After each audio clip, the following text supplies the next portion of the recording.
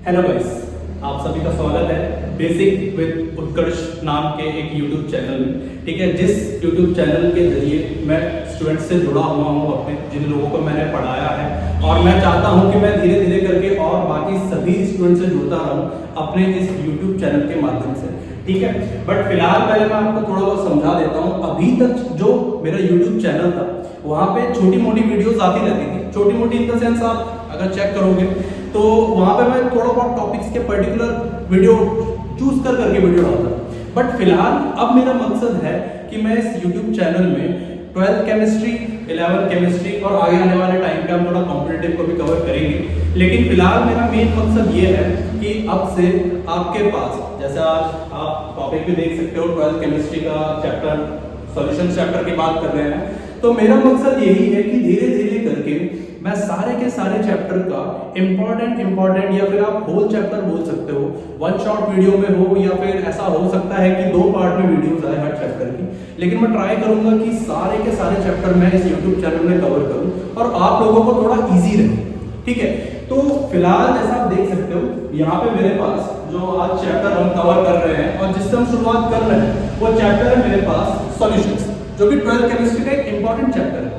और आप सभी ये कहीं ना कहीं जानते होंगे कि सॉल्यूशन चैप्टर में जो सबसे ज्यादा प्रॉब्लम देता है वो होता है न्यूमेरिकल्स। ठीक है, बट हम पूरी तैयारी के साथ चलेंगे।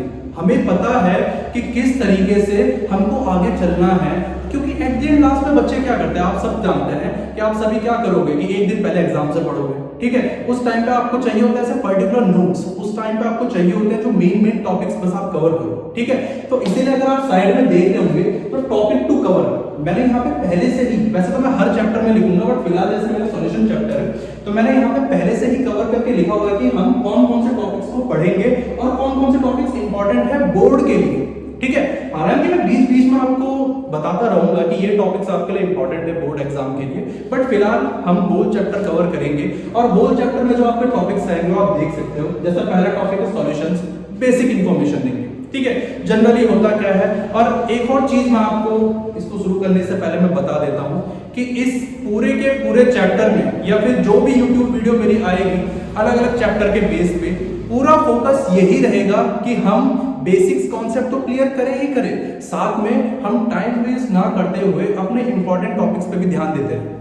ठीक है, इससे ज्यादा वीडियो थोड़ा लेंथी नहीं होगी और आप सभी जैसे कि आप लोग चाहते हो कि थोड़ा कम टाइम में हमको ज्यादा नॉलेज मिल जाए, तो वो भी मैं ट्राई करूंगा कि आप सभी तक पहुंच पाए। ठीक है, बट फिलहाल पहले यहाँ पे देखते हैं टॉपिक कवर करने के लिए हमारे पास क्या क्या है। मेरे पास सबसे बड़ा टॉपिक है सॉल्यूशंस, बिल्कुल बेसिक कॉन्सेप्ट है। ठीक है, हम उसको क्लियर करेंगे अभी, आप देख सकते हो। उसके बाद जो मेरे पास कवर करने के लिए वो है क्वांटिटेटिव एंड क्वालिटेटिव एनालिसिस, जो कि बहुत ज्यादा इंपॉर्टेंट है। अगर आपको सॉल्यूशंस के चैप्टर में थोड़ा आगे बढ़ना है, बेसिक कॉन्सेप्ट अपने क्लियर करने हैं, तो आपको समझना पड़ेगा कि क्वांटिटेटिव एंड क्वालिटेटिव एनालिसिस होती क्या है। देन उसके बाद मेरे पास आता है सॉल्युबिलिटी, जो कि one of the most important topic है इस चैप्टर का। यहीं से आपका जो मेन टॉपिक है ना उनकी सीढ़ी स्टार्ट हो जाती है। ठीक है, आप यहाँ पे नोटिस कर रहे होंगे मैंने सॉल्युबिलिटी लिखा हुआ है। अब सॉल्युबिलिटी तो कुछ भी हो सकती है, कुछ भी। मैं अगर आपसे बात करूं कि सॉलिड इन अ लिक्विड, ठीक है, सॉलिड इन अ गैस, मतलब अलग अलग टाइप की सॉल्युबिलिटी हो सकती है। बट मैंने सिर्फ यहाँ पे एक ही कॉन्सेप्ट ऐसा है जिसको मैंने हाईलाइट किया हुआ है, जो है गैस इन लिक्विड। हालांकि मैं आपको इसका चार्ट दूंगा, मैं आपको पूरा एक नोट डाउन करके बना दूंगा, जिससे आपके लिए थोड़ा हेल्प रहे कि सॉल्युबिलिटी होती क्या है और इसको हम किस तरीके से देख सकते हैं विद एन एग्जांपल। ठीक है, बट फिलहाल हमारे लिए मेन टॉपिक क्या है, वो है गैस इन लिक्विड। ठीक है, अगर सॉल्युबिलिटी की बात करने चाहे जिसके बेस में 12th केमिस्ट्री में क्वेश्चंस आ सकते हैं, तो वो आपका यही है गैस इन अ लिक्विड। ठीक है, देन तीसरा आप उसके बाद वाला टॉपिक देख सकते हैं जो कि हमारे पास Henry's law and its application. अब इसको भी डिटेल में डिस्कस करेंगे, इसके थोड़ा बहुत न्यूमेरिकल भी करेंगे। ठीक है, देन उसके बाद मेरे पास आता है वेपर प्रेशर। अब ये भी काफी इंपॉर्टेंट टॉपिक है, क्योंकि अगर आपने वेपर प्रेशर को कवर कर लिया तो आपका ऑटोमेटिकली जो आगे आने वाला टॉपिक है क्वालिटेटिव प्रॉपर्टीज, इसमें जो आप पहला ही क्वालिटेटिव प्रॉपर्टी देख रहे होंगे आरएलवीपी। आरएलवीपी मतलब होता है relative lowering in vapour pressure. तो आप इसको पहले से ही कवर कर लोगे, कहां पे, वेपर प्रेशर, क्योंकि इसको हम डिटेल में पढ़ेंगे। ठीक है, एक्चुअली में इसका डिटेल काफी है अच्छा खासा, लेकिन इसके लिए हम ट्राई करेंगे कि मैं पहले एक वीडियो को, जो मेरा प्रॉपर वीडियो आएगा इस चैप्टर का, मैं पहले ट्राई करूंगा कि आप सभी को आधे से ज्यादा पोर्शन पहले वाले पार्ट में दे दूं, करवा दूं, और उसके बाद जो बाकी बचा हुआ पोर्शन रहेगा क्वालिटेटिव प्रॉपर्टी से, वो मैं आपको दूसरे वाले पार्ट में कराऊं इस वीडियो में, ठीक है। बट फिलहाल उसके बाद हम आगे चलते हैं। फिर हमारे पास जो बोर्ड में क्वेश्चंस आ जाते हैं, जैसे केस बेस्ड स्टडी में क्वेश्चंस बहुत इंपॉर्टेंट होते हैं, आते हैं। Example ideal and non ideal solution, ठीक है, इसको भी मैं विद एन एग्जांपल आपको समझाऊंगा। उसके बाद आता है मेरा मेन टॉपिक कॉलिगेटिव प्रॉपर्टीज। अब ये इतना इंपॉर्टेंट है गाइस कि इसके आपके पास इन सभी प्रॉपर्टीज में से या तो फिर न्यूमेरिकल्स, बेसिकली न्यूमेरिकल्स, और न्यूमेरिकल किसमें पूछे जाते हैं, देखा जाए तो इन चारों में ही पूछे जा सकते हैं, लेकिन अगर इंपॉर्टेंट बोलना चाहूं तो एलिवेशन इन बॉइलिंग पॉइंट और डिप्रेशन इन फ्रीजिंग पॉइंट, इनके बेस में न्यूमेरिकल आते ही आते हैं। और अगर मैं न्यूमेरिकल से थोड़ा सा हटके जाना चाहूं थ्योरेटिकल पार्ट में, तो न्यूमेरिकल के साथ साथ थ्योरेटिकल पार्ट आपका ऑस्मोटिक प्रेशर से भी बोर्ड में आ सकता है।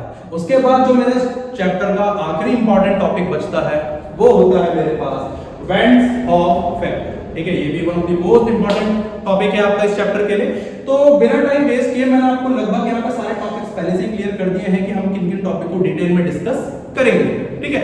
बट फिलहाल चैप्टर की शुरुआत करते हैं, ठीक है। शुरुआत में ही मैं आप सभी से बताना चाहूंगा कि आप सबको पता होगा, छोटी क्लासेस से ही हम सब लोग जानते हैं कि सॉल्यूशंस क्या होते हैं, ठीक है। आपको दिख भी रहा होगा कि मैंने आप लोगों के हिसाब से यहाँ पे डेफिनेशन भी लिखी हुई है। डेफिनेशन में देख सकते हैं आप, जैसे कि मैंने कहा ये होमोजेनियस मिक्सचर होता है, दो या दो से ज्यादा सब्सटेंस का, ठीक है।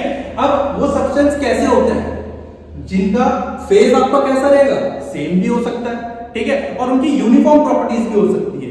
यूनिफॉर्म प्रॉपर्टीज मतलब क्या होता है, कंसिस्टेंट प्रॉपर्टीज, मतलब अगर आप कोई भी सब्सटेंस को डाल रहे हो, आपको पता होगा सॉल्यूशन के दो कंपोनेंट होते हैं, सॉल्यूट एंड सॉल्वेंट, तो वो बिल्कुल एक पर्टिकुलर अमाउंट में एक पर्टिकुलर कंसिस्टेंसी के साथ ही आप डालोगे, जो डिपेंड करेगा उनके मास पे या फिर उनके वॉल्यूम पे, ठीक है। अगर थोड़ा सा हम और आगे चले, इसके डेफिनेशन को थोड़ा शॉर्ट करते हैं, उससे पहले आप समझो कि सिंगल फेज कंटेन टू और मोर कंपोनेंट्स। अब देखो फेज की बात करें तो फेज अलग अलग टाइप के हो सकते हैं, ठीक है। सिंगल फेज, अगर आप अभी इतना समझो कि जो सिंगल फेज है वो दो या दो से ज्यादा कंपोनेंट को कवर करता है। अब कंपोनेंट मतलब क्या, सॉल्यूट एंड सॉल्वेंट, जैसे कि आप देख सकते हो, it is the combination of solute and solvent. मतलब अगर आपको 12th केमिस्ट्री में अगर आपको एक छोटी सी डेफिनेशन चाहिए सॉल्यूशन के लिए, तो आप लोग ये कह सकते हो it is the combination of solute and solvent. लेकिन अगर थोड़ा सा अपना ऑरा पॉजिटिव में लेके आना है, मतलब टीचर को बताना है कि हाँ भाई आपने अच्छे से पढ़ा है, तो आप जो ऊपर वाली डेफिनेशन है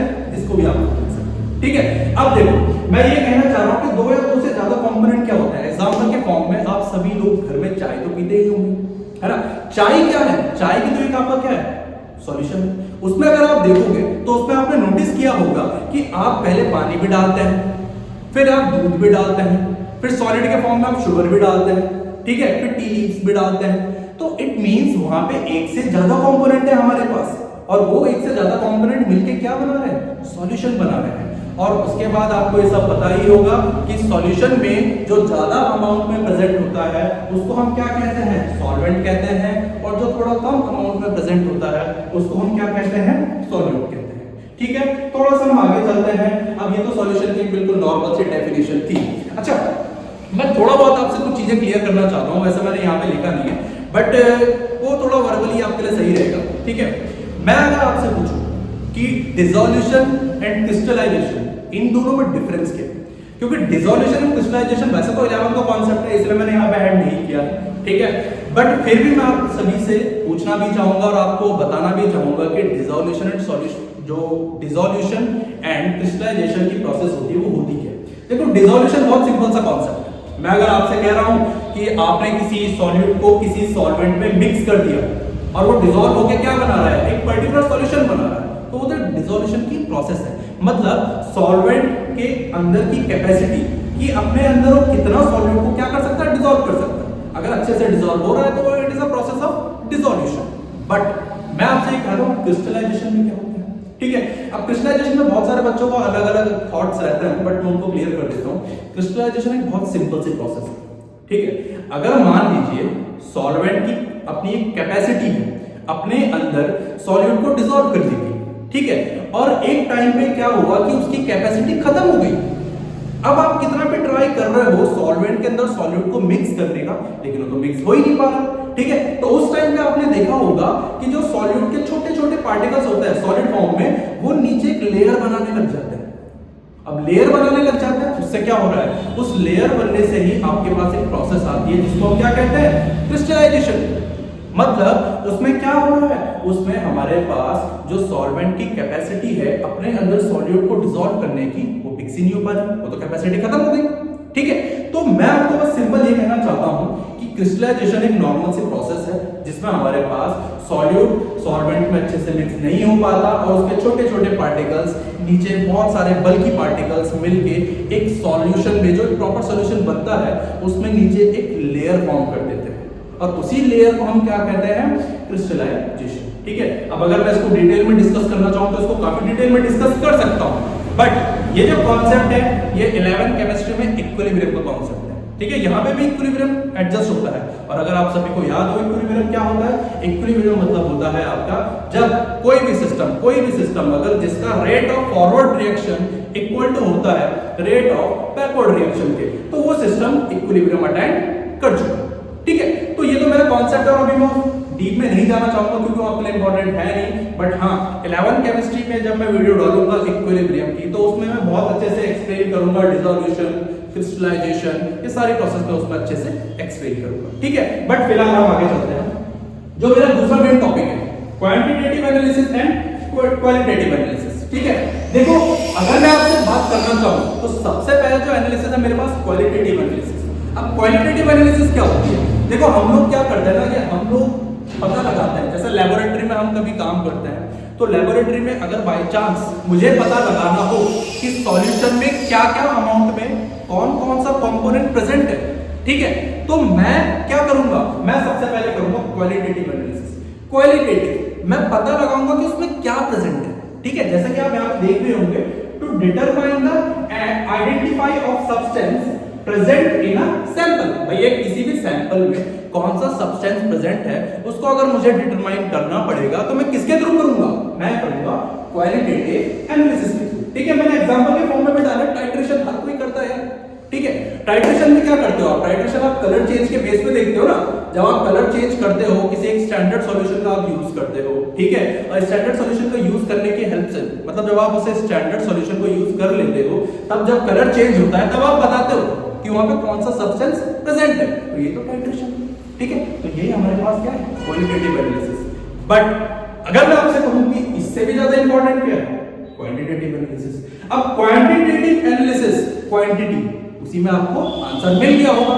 क्वांटिटेटिव एनालिसिस क्या होती है, क्वांटिटेटिव एनालिसिस होती है मेरे पास अमाउंट और कंसंट्रेशन किसी भी सब्सटेंस की सैंपल में डिटरमाइन करना। ठीक है, वैसे तो देखो जो मैंने एग्जांपल यहां पे लिखा है स्पेक्ट्रोस्कोपी का, हालांकि ये थोड़ा बीएससी लेवल का एग्जांपल हो जाएगा, बट फिलहाल अगर मैं आपसे बात करूं, जैसे हम आपने यूवी के बारे में सुना होगा, यूवी विजिबल स्पेक्ट्रोस्कोपी के बारे में 11th केमिस्ट्री का कॉन्सेप्ट है। ठीक है, फिर आपने सुना होगा आईआर के बारे में।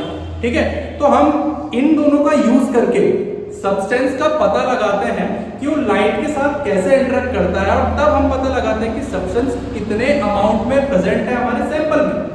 ठीक है, तो ये तो बहुत सिंपल सा कॉन्सेप्ट है, बट मुझे लगता है कि ये एग्जांपल थोड़ा सा आपको दिक्कत दे सकता है, तो इसीलिए जो मेरे पास क्वांटिटेटिव एनालिसिस है अब हम इसको बहुत ही अच्छे से डिस्कस करेंगे, क्योंकि हमारे पास अगर क्वांटिटी हमको डिटरमाइन करनी है तो हमें पता रहना चाहिए कि कौन कौन सी क्वांटिटेटिव एनालिसिस है जिसको हम यूज कर सकते हैं। ठीक है, अब मैं थोड़ा सा जब आगे चलूंगा मैं आपको पहले क्लियर कर देता हूं, कोई 3 टाइप की ऐसी एनालिसिस रहेंगी, वैसे तो बहुत सारी एनालिसिस, बहुत सारी। ठीक है, एक एग्जांपल मैं अभी दे देता हूं आपको, जैसे कि पीपीएम, पार्ट्स पर मिलियन, जैसे कि मास बाय मास परसेंटेज की फॉर्म में निकालते हैं, वॉल्यूम बाय वॉल्यूम, ये आपने छोटी मोटी क्लासेस में पढ़ा होगा।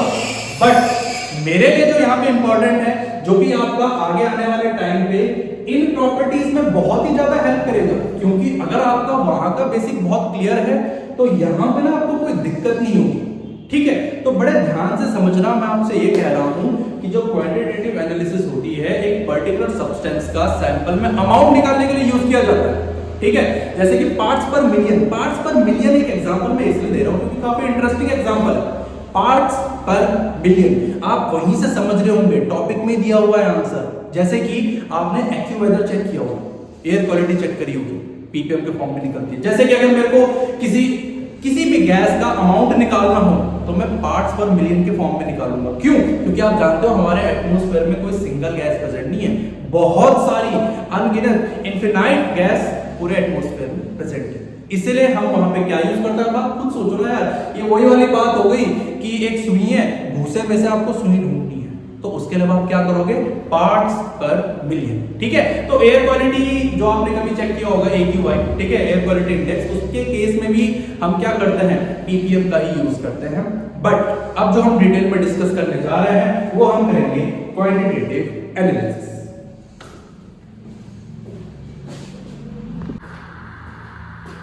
ओके गाइस, तो जैसे मैंने आपको अभी कुछ देर पहले बोला था कि हम जो क्वांटिटेटिव एनालिसिस है इसको थोड़ा सा डिटेल में समझेंगे। तो मैं आपको पहले ही बता देता हूँ, आप लोगों के पास 3 टाइप का एनालिसिस बहुत ही ज्यादा इंपॉर्टेंट है, ठीक है, जो कि आप किसी भी कंपोनेंट का अमाउंट या फिर कंसंट्रेशन निकालने के लिए यूज कर सकते हो। ठीक है, तो जो सबसे पहले मेरे पास एनालिसिस है वो है मोल फ्रैक्शन। ठीक है, अब मोल फ्रैक्शन का फॉर्मूला ये आप सभी को पता होगा, वैसे तो हमने छोटी क्लासेस में पहले से ही पढ़ा है, बट जो मोल फ्रैक्शन का फॉर्मूला होता है वो होता है number of moles of component upon total number of moles of component present in solution. ठीक है, तो मैं आपसे ये कहना चाह रहा हूं कि ये आपके पास मोल फ्रैक्शन का फॉर्मूला होता है। और अगर मैं थोड़ा सा और आपको समझाना चाहूं डिटेल में, तो जो मोल फ्रैक्शन होता है उसको हम डिनोट करते हैं एक ऐसे सिंबल से जो कि थोड़ा बहुत एक्स के जैसे लगता है, लेकिन हम इसे कहते हैं काई। ठीक है, तो ये जो काई वर्ड है ये बहुत इंपॉर्टेंट है। अब देखो मैं आपको जैसे बता देता हूं, मान लीजिए आपके पास एक कंटेनर है, ठीक है, उस कंटेनर में आपके पास लिक्विड भी प्रेजेंट है एंड सॉलिड भी प्रेजेंट है। अब सॉलिड को मान लीजिए जैसे वो सॉल्यूट के टर्म में है और जो लिक्विड को मान लीजिए वो सॉल्वेंट के टर्म में है। ठीक है, तो आप इनमें से किसी को भी कुछ भी मान सकते हैं, कंफ्यूज नहीं होना है। फॉर एग्जांपल जैसे कि मैंने सॉलिड के पार्टिकल्स को नाम दे दिया Na और सॉल्वेंट के पार्टिकल्स को मैंने नाम दे दिया Nb और दोनों के दोनों ने मिलके क्या बना दिया? सॉल्यूशन बना दिया। ठीक है, लेकिन मैंने आपको कहा कि इस सॉल्यूशन में मेरे को पर्टिकुलर किसी एक कंपोनेंट का अमाउंट निकाल के दिखाइए या नंबर ऑफ मोल्स के टर्म में डिटरमाइन करके दिखाइए, उनकी क्वांटिटेटिव एनालिसिस करके दिखाइए, तो सबसे बेस्ट ऑप्शन रहता है आपके पास मोल फ्रैक्शन, क्योंकि ये बहुत ही ज्यादा इंपॉर्टेंट है और आगे आने वाले टॉपिक में ये आप लोगों के लिए बहुत काम आएगा। ठीक है, तो अगर मैं इसको थोड़ा सा मैथमेटिकल टर्म इसका थोड़ा सा और एडजस्ट करना चाहूँ तो आप ये लिख सकते हो, मान लीजिए आपको मोल फ्रैक्शन निकालना है, मान लीजिए आपको मोल फ्रैक्शन निकालना है काई A के लिए, मतलब आपको मोल फ्रैक्शन निकालना है किसका? सॉल्यूट का, क्योंकि हमने A किसको माना था? सॉल्यूट को माना था। तो उसके लिए मेरे पास फॉर्मूला हो जाएगा, जो number of moles of component है ना, ये मैंने इसलिए यहाँ पे कंपोनेंट लिखा हुआ कि जिस किसी पर्टिकुलर के लिए क्वेश्चन में दिया रहेगा आप उसी कंपोनेंट को ऊपर डाल सकते हो। एग्जांपल के फॉर्म में मैंने यहाँ पे क्या लिया है? सॉल्यूट लिया है, तो मैं ऊपर भी क्या करूंगा? Number of moles of component किसके डालूंगा? सॉल्यूट के ही डालूंगा। तो मेरे पास फॉर्मूला बन जाएगा Na upon total number of moles of component present in solution. तो मैं कहूंगा Na प्लस Nb। ठीक है, तो ये मेरे पास फॉर्मूला आ जाता है। और अगर आप ऐसे ही काई B, मतलब अगर आपको मोल फ्रैक्शन निकालना हो किसका? लिक्विड का, या फिर आप सॉल्वेंट का बोल सकते हो। ऐसा जरूरी नहीं है कि लिक्विड ही हमेशा सॉल्वेंट रहेगा। आप सभी को पता है कि सॉल्यूशन में जो जितना ज्यादा अमाउंट में प्रेजेंट होता है उसी को हम क्या कहते हैं? सॉल्वेंट कहते हैं। ठीक है, तो आप यहाँ पे हमारे टर्म्स कंडीशन चेंज हो जाएगी, ऊपर आ जाएगा Nb और नीचे आ जाएगा Na प्लस Nb। तो ये आपके पास दोनों फॉर्मूले आ चुके हैं मोल फ्रैक्शन। ठीक है, बट मैं थोड़ा सा और चीजें क्लियर कर देता हूं आपको। हमेशा ध्यान रखना, बाइनरी सॉल्यूशन, बाइनरी सॉल्यूशन। अब बाइनरी सॉल्यूशन क्या होता है मैं आपको पहले बता देता हूं। बाइनरी सॉल्यूशन वो सॉल्यूशन होते हैं जिसमें one solute plus one solvent present होता है, मतलब सिंगल अमाउंट में आपके पास सॉल्यूट एंड सॉल्वेंट दोनों प्रेजेंट रहेंगे। ठीक है, तो अगर मैं आपसे कहूं कि बाइनरी सॉल्यूशन में एक टर्म्स आती है जो आपको थोड़ा सा डिटरमाइन करने के लिए इस एनालिसिस को और ज़्यादा इजी कर देता है, जो कि अभी आगे आने वाले टाइम में कॉन्जुगेटिव प्रॉपर्टीज जब हम करेंगे उसमें भी काफ़ी काम आएगी आपको। तो वो ये होता है, जब भी बाइनरी सॉल्यूशन रहेगा तो हमेशा ध्यान रखना कि मोल फ्रैक्शन ऑफ सॉल्यूट पर plus mole fraction of solvent किसके इक्वल में होता है, हमेशा 1 के इक्वल। इस चीज को आप हमेशा से ध्यान रखना, ठीक है। अच्छा, एक और छोटा सा मैं यहाँ पे चीज ऐड करना चाहूँगा, एक छोटा सा चीज है यहाँ पे मैं थोड़ा सा और ऐड करना चाहूँगा। अगर मैं इसको थोड़ा साइड में ही लिख देते हैं या फिर इसको रफ कर देते हैं। अगर मैं यहाँ पर आपको एक चीज कहना चाहूँगा, कभी कभार क्या होता है, कुछ ऐसी टर्म्स एंड कंडीशंस आती है जिस केस में हमको किसी एक कंपोनेंट को नेग्लेक्ट करना पड़ता है जो कि बहुत ही कम अमाउंट में। अब वो टर्म्स एंड कंडीशन कब आएगी, एक एग्जांपल से समझो। मान लीजिए आपके पास एक ग्लास ऑफ वाटर था, ठीक है, आपने उस ग्लास में पानी भरा था और उस पानी में आपने क्या किया, एज अ सॉल्यूट की तरीके से एक चम्मच चीनी डाल दी, मिक्स किया, मिक्स हो गया, डिसोल्यूशन की प्रोसेस हो गई आपकी। अब मिक्स होने के बाद क्या हुआ, मिक्स होने के बाद आपने देखा कि भाई शुगर सॉल्यूशन बन गया, है ना। बट थोड़ा सा चेंज करते हैं, मान लो पानी का कंसंट्रेशन बढ़ा, कैसे बढ़ा सकते हो, बाल्टी भर पानी लेके आ जाइए, बाल्टी भर पानी लेके आओ और उस पानी में 1 चम्मच चीनी को डालो। अब अगर आप उस बाल्टी भर पानी में उस चीनी को मिक्स करोगे और अगर आप टेस्ट करोगे भी तो आपको टेस्ट शुगर सॉल्यूशन का नहीं आएगा। हालांकि वो आप समझ सकते हो कि उसमें सॉल्यूट भी प्रेजेंट है और सॉल्वेंट भी प्रेजेंट है, बट ऐसा क्या हुआ कि उसमें टेस्ट नहीं आ रहा है, कंसंट्रेशन। तो लिक्विड का जो कंसंट्रेशन था या फिर जो सॉल्वेंट का कंसंट्रेशन था वो हद से ज्यादा हो जाता है। उस केस में हम क्या करेंगे कि जो number of moles of solute होंगे जो कि प्रेजेंट रहते हैं हमारे पास पूरे के पूरे सॉल्यूशन में, ठीक है, उसमें से हम number of moles of solute को क्या कर देंगे, नेग्लेक्ट कर देंगे। एग्जांपल के फॉर्म में जरा इधर देखना, जैसे मान लीजिए आपके पास क्या था, आप मोल फ्रैक्शन निकाल रहे हो काई ए के लिए, ठीक है, तो number of moles of solute, भाई पता तो है ना आपको कि कितना चम्मच चीनी डाला है, 1 चम्मच चीनी डाला है, ठीक है। बट अब अगर मैं आपसे कहूं कि पूरे सॉल्यूशन का total number of moles of component निकालिए या total number of moles present in solution निकालिए, उस केस में अब क्या होगा, फॉर्मूला तो आप बोलोगे सर फॉर्मूला तो ये है Na प्लस Nb, बट आपको पता है कि Nb का जो अमाउंट है वो फार ग्रेटर देन है Na से, जिस वजह से मैं Na मतलब जो number of moles of solute है मैं क्या करूंगा, उसको कर दूंगा नेग्लेक्ट, और नेग्लेक्ट करने की वजह से मेरे पास जो फॉर्मूला आता है, मेरे पास जो फॉर्मूला आता है वो आएगा काई ए का Na अपॉन N। तो बस एक ये छोटी सी टर्म है, तो ये वाला फॉर्मूला है, मैं इसीलिए आपको कह रहा था कि ये वाला फॉर्मूला तो आपको याद रखना पड़ेगा, या फिर ये बहुत इजी भी है क्योंकि जब हम न्यूमेरिकल्स करेंगे तो ये टर्म्स एंड कंडीशंस वहाँ पे भी आएंगी, इसलिए मैंने पहले से ये चीजें क्लियर कर दी। अब हम चलते हैं दूसरे अपने क्वांटिटेटिव एनालिसिस की तरफ, जो कि है मोलैरिटी, जिसको आप सभी ने 11th केमिस्ट्री में पहले भी सुना होगा और काफी इंपॉर्टेंट टॉपिक है 11th केमिस्ट्री के हिसाब से देखा जाए तो, ठीक है। तो मोलैरिटी का फॉर्मूला क्या होगा, देखो मोलैरिटी को एक्चुअली में हम क्या किससे डिनोट करते हैं, मोलैरिटी को हम डिनोट करते हैं किससे,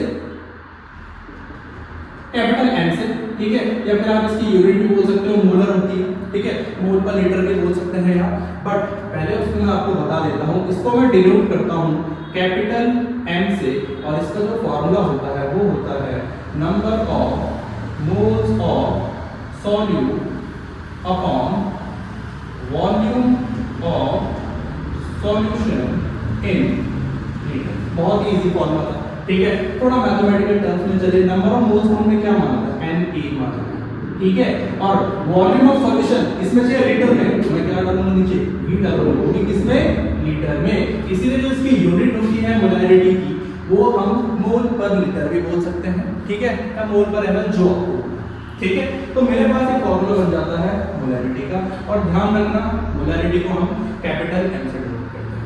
सेम इसी का दूसरा भाई मोलैलिटी, ठीक है। अब इसमें डिफरेंस क्या है, ये होता है आपका स्मॉल m से डिनोट, और स्मॉल m से डिनोट होने की वजह से इसको हम मोलर सॉल्यूशन भी कहते हैं, मोलर सॉल्यूशन भी कहते हैं। फॉर एग्जांपल जैसे यहाँ पे क्या है, अगर आपके पास कुछ भी प्रेजेंट होगा मोलैरिटी के टर्म में तो आपको बोलेगा कि मोलर सॉल्यूशन, बट अगर आपके पास मोलैरिटी के टर्म में कोई प्रेजेंट होगा तो उसको आप क्या कहोगे, मोलर सॉल्यूशन। तो मोलर सॉल्यूशन मैंने आपको अभी अभी बताया है कि मोलैरिटी को हम स्मॉल m से डिनोट करते हैं।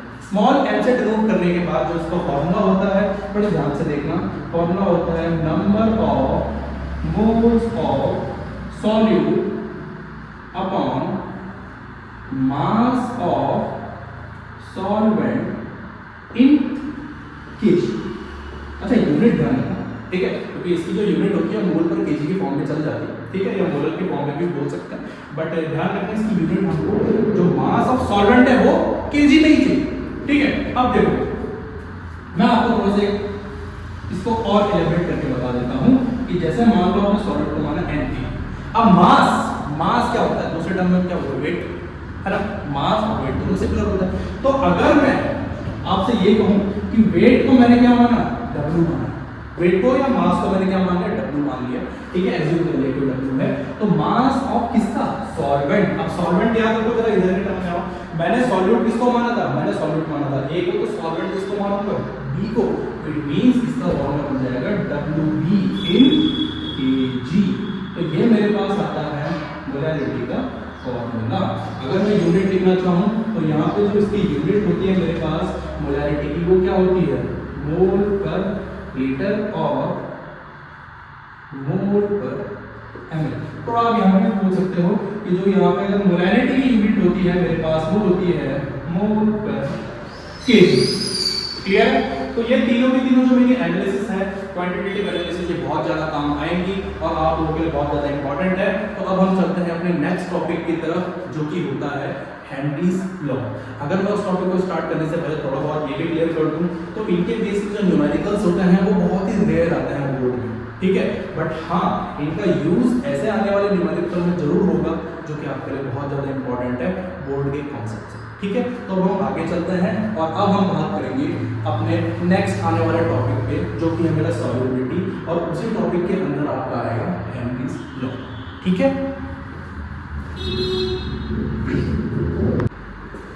ओके गाइस, तो जैसा कि मैंने आपको बोला था कि अब हम उसके बाद आगे आने वाला जो टॉपिक है सॉल्युबिलिटी, उसको अच्छे से डिस्कस करेंगे, क्योंकि ये बहुत ही ज़्यादा इंपॉर्टेंट टॉपिक है हमारे सॉल्यूशन चैप्टर के लिए या फिर बोर्ड पर्सपेक्टिव से अगर देखना चाहें, ठीक है। तो अगर मैं आपको यहाँ पे देख रहा होगा कि मैंने साइड में एक चार्ट भी बनाया है, ठीक है, और यहाँ पे मैंने सॉल्युबिलिटी की डेफिनेशन लिखी हुई है। डेफिनेशन बहुत सिंपल है, सॉल्युबिलिटी सबको पता है क्या होता है, इसलिए मैंने एक सिंपल सा डेफिनेशन लिखा है, a substance ability to dissolve in another substance, वही आपकी क्या हो जाती है, सॉल्युबिलिटी हो जाती है, ठीक है। और अगर मैं इसका यूनिट कहना चाहूँ तो यूनिट जनरली जो हम सॉल्युबिलिटी की करते हैं वो ग्राम पर लीटर में ही करते हैं या फिर ग्राम पर ml में ही करते हैं, ठीक है।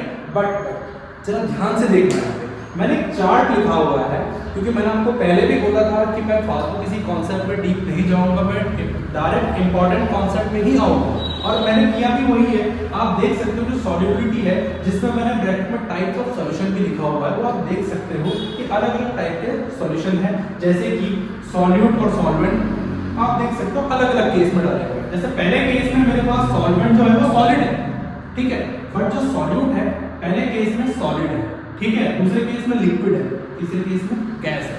अगर मैं सेम थोड़ा सा डिफरेंस कर देते हैं, सॉल्यूशन को चेंज कर देते हैं, अब सॉल्वेंट क्या है मेरा, गैस है, ठीक है, सॉल्यूट क्या है, इधर गैस है, फिर लिक्विड है, फिर सॉलिड है, सेम तीसरे केस में भी है। बट जब आप ध्यान से देखोगे मैंने तीनों के केस में आपको एग्जांपल दे रखे हैं वहां पे, कभी भी देखो ये बस याद रखने वाली बातें हैं, आप इनको याद रख सकते हो, कभी प्रैक्टिकल एग्जाम में पूछ सकते हैं आपसे कि अगर आपसे बोला जाए कि सॉलिड इन सॉलिड का एग्जांपल दीजिए, तो आप क्या बोल सकते हो, gold silver mix alloys type के, जब दो मेटल हमारे पास मिक्स होकर कुछ नया सब्सटेंस बनाते हैं, ठीक है, जैसे लिक्विड इन सॉलिड, जैसे मिनरल ऑयल इन पैराफिन, या फिर आप बोल सकते हो गैस इन सॉलिड, जैसे कि हाइड्रोजन गैस जो रहती है वो एक टॉक्सिक एलिमेंट जो होता है पैलेडियम, जो टॉक्सिक मेटल भी है उसमें प्रेजेंट रहती है, ठीक है।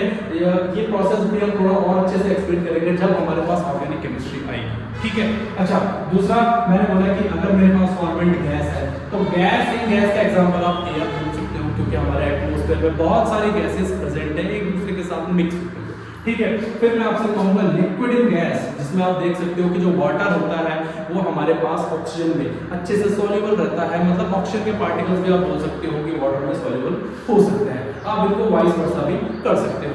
बट थोड़ा सा यहाँ पे ध्यान देना कि जो मेन पार्ट है मेरा वो है लिक्विड का, जिस केस में मैं सॉल्वेंट को क्या मानता हूँ, लिक्विड, और जो सॉल्यूट है मेरे तीनों अलग अलग टाइप के हैं। अब देखो मैंने एक में ही हाईलाइट कनेक्ट कर रखा है, जो कि आप देख लोगे गैस एंड लिक्विड। ठीक है, ये बहुत ही ज्यादा इंपॉर्टेंट कॉन्सेप्ट है। इसी में आपने एग्जांपल देख लिया होगा कार्बोनेटेड वाटर, तो इसको हम अच्छे से एक्सप्लेन करेंगे आगे आने वाले टॉपिक में। बट दूसरा देखो liquid in liquid, alcohol and water, most common है, तो यार सिंपल है, ये तो हर कोई जानता है। ठीक है, फिर आता है सॉलिड इन लिक्विड। अब मैं से बोल रहा हूँ एक्वस NaCl सॉल्यूशन, मतलब सॉलिड इन लिक्विड। मैं आपसे कहता हूँ NaCl को आप क्या कर दो, पानी में डाल दो, आपका एक्वस NaCl का सॉल्यूशन बन जाता है। NaCl आपको पता है सोडियम क्लोराइड सॉल्ट फॉर्म में होता है। ठीक है, तो ये तो एक सिंपल सा चार्ट है, आप थोड़ा सा नोट कर सकते हो अगर आपको नोट करना होगा। But important topic factors affecting solubility. अगर मैं बात करना चाहूँ फैक्टर्स अफेक्टिंग सॉल्युबिलिटी की, तो मैं आपसे कहूँगा सबसे पहले जो फैक्टर आता है वो होता है नेचर ऑफ गैस। क्योंकि मैं जहां तक आपको समझाना चाहूंगा, मैं ये कहना चाहूंगा कि अलग अलग टाइप के गैस का नेचर होता है कि वो किस किस टाइप के लिक्विड में या किस किस टाइप के सॉल्वेंट में डिसॉल्व होगी। फॉर एग्जांपल, अगर मैं आपसे कहूँ कि मेरे पास अमोनिया या फिर HCl ही एकमात्र ऐसी गैस है जो डिसॉल्व हो सकती है किसमें, पानी।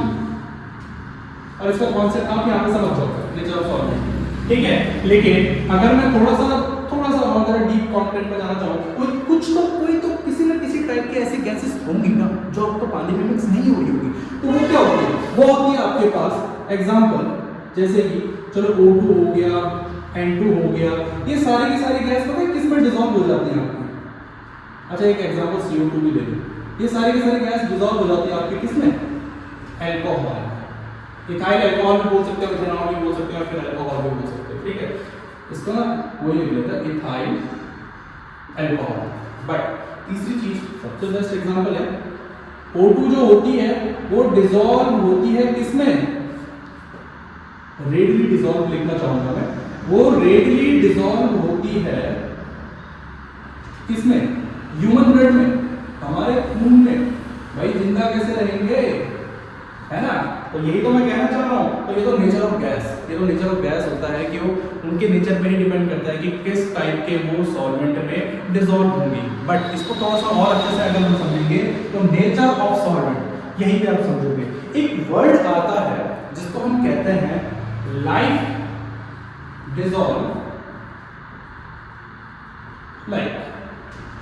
इसका मतलब क्या है, लाइक डिसॉल्व लाइक, इसका मतलब क्या है भाई? देखो लाइक डिसॉल्व लाइक का मतलब ये है, आपने 11th केमिस्ट्री में पढ़ा होगा polar and non polar compounds. ठीक है, तो मैं अगर आपसे कहूंगा कि अगर पोलर कोई सब्सटेंस होगा तो वो पोलर सब्सटेंस में ही अच्छे से डिसॉल्व हो पाएगा, लेकिन अगर कोई नॉन पोलर होगा तो वो नॉन पोलर में ही अच्छे से डिसॉल्व हो पाएगा। इसीलिए मैंने आपको कहा था कि ये जो पॉइंट है ये आप अच्छे से समझोगे। जैसे आपने देखा होगा NH3 HCl ये वाटर में डिसॉल्व क्यों हो पाते हैं इतनी आसानी से, क्योंकि जरा देखिए यहाँ पे अगर मैं आपसे कहूँ वाटर ये होता है, मान लीजिए वाटर का मॉलिक्यूल है, ठीक है, दो लूटे लगे रहते हैं ऑक्सीजन पे, ठीक है, और यहीं पे आपके पास एक HCl का मॉलिक्यूल आ जाता है, इस तरीके से बनेगा एक HCl का मॉलिक्यूल आ जाता है।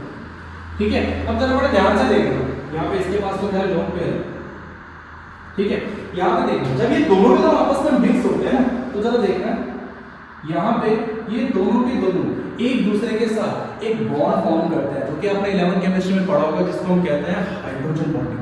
और आपको पता होगा कि जब भी सब्सटेंस हाइड्रोजन बॉन्डिंग फॉर्म करते हैं तो उसकी सॉल्युबिलिटी अपने आप में ही बहुत ही ज्यादा इंक्रीज हो जाती है, वो मतलब एक दूसरे के साथ बहुत ही अच्छे से मिक्स हो जाते हैं। ठीक है, यही रीजन है कि अल्कोहल एंड वाटर वो भी आपस में एक दूसरे के साथ अच्छे से मिक्स हो जाते हैं। तो एक सबसे बेस्ट एग्जांपल है आपके पास लाइक डिसॉल्व लाइक का, क्योंकि आप भी जानते हैं जो HCl होता है वो भी मेरे पास पोलर गैस है, और जो आपके पास वाटर है वो भी आपके पास पोलर सब्सटेंस है। कैसे आप देख सकते हैं इलेक्ट्रोनेगेटिविटी का डिफरेंस, क्योंकि हैलोजन फैमिली से क्लोरीन जो होता है उसकी इलेक्ट्रोनेगेटिविटी बहुत ही ज्यादा हाई होती है, और वो सामने वाले एलिमेंट से उसके इलेक्ट्रॉन को अपनी तरफ क्या कर सकता है, अट्रैक्ट कर सकता है। तो जब वो सामने वाले